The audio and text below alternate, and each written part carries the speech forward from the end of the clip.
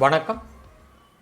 Market பார்க்குறதுக்கு முன்னாடி நிறைய பேர்த்துக்கு நன்றி சொல்ல வேண்டிய கடமைப்பட்டிருக்கேன். இந்த சாட்டர்டே அன்னைக்கு ஒரு ட்ரைனிங் செஷன் ஆரம்பிச்சிருந்தேன். ட்ரைனிங்க்கு நான் எதிர்பார்த்ததோட ஜாஸ்தி வரவேற்பு இருந்துச்சு. நான் அரௌண்ட் 8 to 10 பீப்புள் வருவாங்கன்னு எதிர்பார்த்தேன். காரணம் வெறும் 5 நாளைக்கு முன்னாடி அனௌன்ஸ் பண்ணேன். அண்ட் ஒரு அனௌன்ஸ்மெண்ட்டுக்கு அப்புறமா வேறு எந்த விதமான ஃபாலோஅப்ஸும் நாங்கள் பண்ணல. Close to about 30 people attended. நல்ல ரெஸ்பான்ஸ். மார்னிங் 9:30 பக்கமாக நம்ம ஆரம்பித்தோம். இன்ட்ரெஸ்டிங்காக ஒரு 10-15 வரைக்கும் ஒரு இன்ட்ராக்டிவ் செஷனாக ஜென்ரலாக ஊர் கதை பேசிட்டு அண்ட் எக்கானமியை பற்றி பேசிட்டு அண்ட் ஹவு டு கேல்குலேட் மார்க்கெட்டில் என்ன எதிர்பார்க்குறீங்க, எங்கே காசு விட்றாங்கன்னு பற்றி ஜென்ரலாக பேசிகிட்டு இருந்தோம். பட் 10:30க்கு அப்புறமா it went on very interesting and பார்ட்டிசிபெண்ட்டும் வந்து ரொம்ப இன்ட்ராக்டிவாக இருந்தாங்க. அண்ட் அன்யூஷுவலாக ஸ்லைட்ஸ் போட்டு ஒர்க் பண்ணாத லைவாக சார்ட்ஸ் எடுத்து லைவாக கரண்ட் மார்க்கெட் சினாரியோ வச்சு நாங்கள் இன்ட்ராக்ட் பண்ணோம். நிறைய நபர்கள் அவங்கவுங்க சந்தேகத்தை கேட்டாங்க.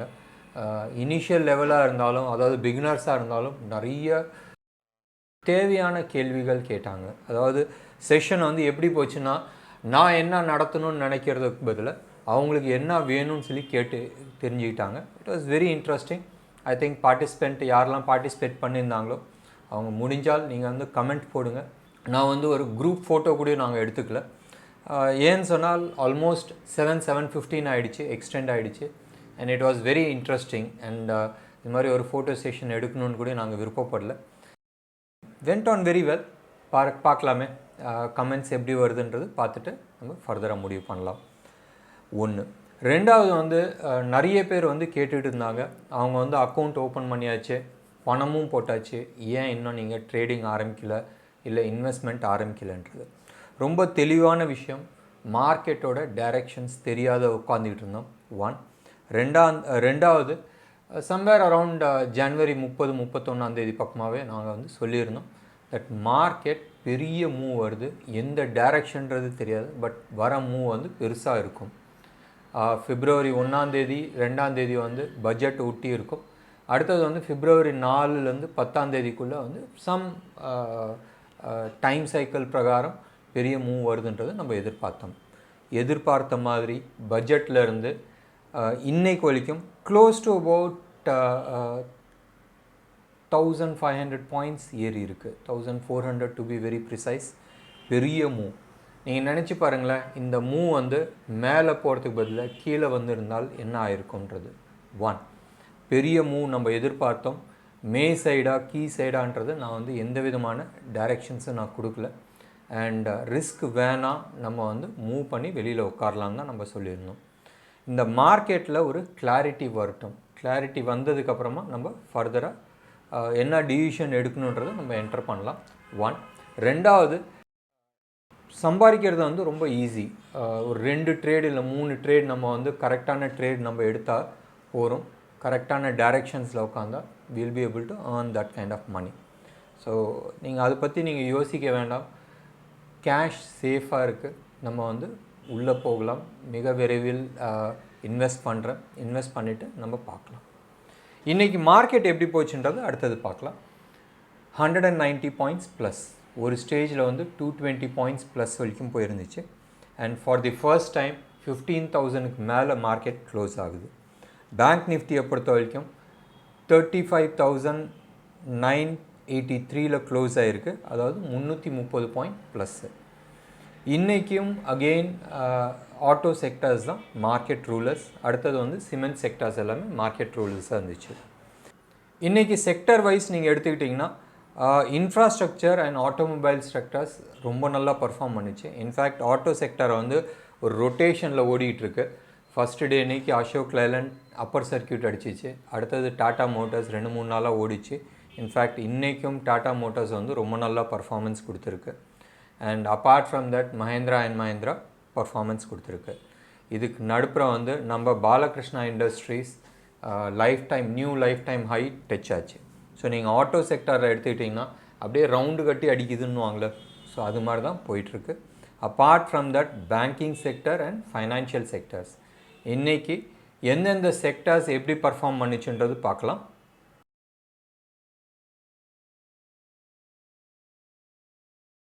அதே மாதிரி எந்தெந்த செக்டரில் எந்தெந்த ஸ்டாக் எப்படி பர்ஃபார்ம் பண்ணிச்சுன்றது பார்க்கலாம்.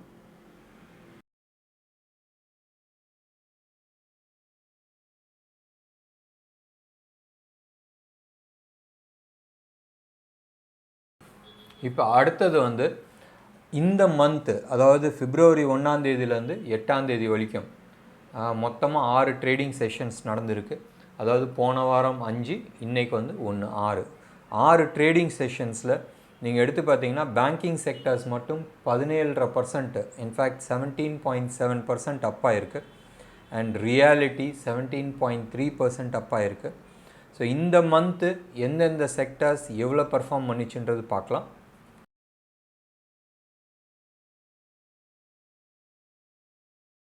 அதே மாதிரி இந்த மாதத்துக்கான ஹீரோ, அதாவது லாஸ்ட் 6 ட்ரேடிங் டேஸில் ஹீரோ யாருன்னு சொன்னால் எஸ்பிஐ.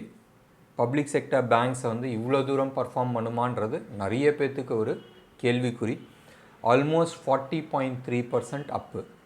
அதே மாதிரி அதுக்கு அடுத்தபடியாக எடுத்துக்கிட்டிங்கன்னா ஸ்ரீராம் ரோட் டிரான்ஸ்போர்ட் கார்பரேஷன் 27.5% வந்து அப் ஆயிருக்கு. அடுத்தது டாடா மோட்டர்ஸ் 26.3% அப் ஆயிருக்கு. இதுக்கு நடுப்புற நீங்கள் எடுத்து பார்த்தீங்கன்னா IndusInd bank close to about 200 ரூபீஸ்லேருந்து 1100-150 வரைக்கும் வந்திருக்கு உங்களுக்கு இண்டஸ்இண்ட் பேங்க்கு. இன்ஃபேக்ட் இன்றைக்கி க்ளோஸ் ஆகும்போதும் 1041 க்ளோஸ் ஆகிருக்கு. அண்ட் இன்றைக்கும் அது வந்து பாசிட்டிவில் இருந்துச்சு. லாஸ்ட் 6 டேஸில், அதாவது 6 ட்ரேடிங் டேஸில் 29% வந்து அப் ஆகிருக்கு. ஸோ பெரிய மூவ்ஸ் வந்து பேங்கிங் செக்டார்லேயும் வருது, ஆட்டோ செக்டார்ஸ்லேயும் வந்துகிட்ருக்கு. அண்ட் அஃப்கோர்ஸ் ஃபைனான்ஷியல் டொமைன்ஸ்லேயும் வந்துகிட்ருக்கு. ஸோ இந்த மாதம் எந்தெந்த ஸ்டாக் எவ்வளோ தூரம் போச்சுன்றது பார்க்கலாம்.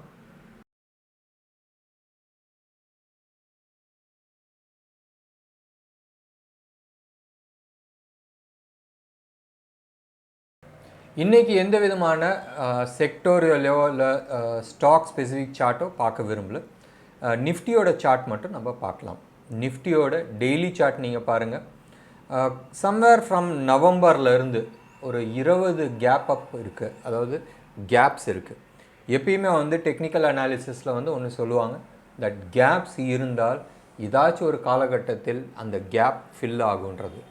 ஸோ இப்போ வந்து நம்ம சம்வேர் அரவுண்ட் 15,100 இருக்கிறோம்.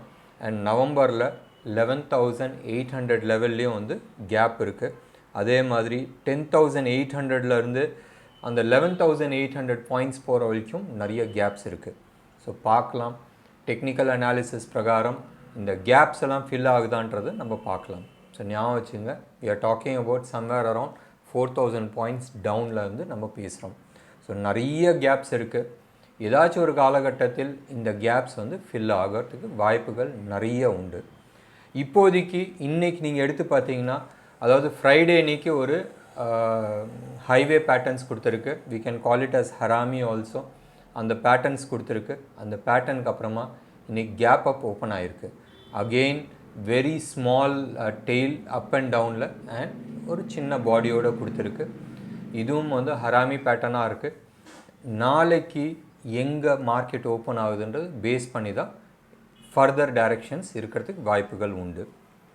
இதே மாதிரி நம்ம பேங்க் நிஃப்டி ஓப்பன் பண்ணால் மந்த்லி சார்ட் நீங்கள் எடுத்துங்க. மந்த்லி சார்ட் 2008 ஹையும் அதே மாதிரி 2014 லோவும் எடுத்து ஒரு ட்ரெண்ட் லைன் வரைஞ்சிருக்கிறேன். அந்த ட்ரெண்ட் லைன் இது வரைக்கும் மரியாதை கொடுத்துருந்துச்சு. பிப்ரவரி மாதத்தில் அந்த ட்ரெண்ட் லைனை உடச்சி மேலே நிற்கிது. அண்ட் நீங்கள் எடுத்து பாருங்களேன், எவ்வளோ பெரிய பார், செம்ம புல்லிஷான பார். இது சஸ்டெயின் ஆகுமான்றது காலம்தான் பதில் சொல்லணும். இதே மாதிரி பேங்க் நிஃப்டியோட டெய்லி சார்ட் நீங்கள் எடுத்து பாருங்கள். ஃப்ரைடே இன்னைக்கு டாப்பிங் டெயில் கொடுத்துருக்கு. அண்ட் அதே மாதிரி இன்றைக்கும் டாப்பிங் டெயில் கொடுத்துருக்கு. And it is also inside bar. So wait பண்ணி பார்க்கலாம்.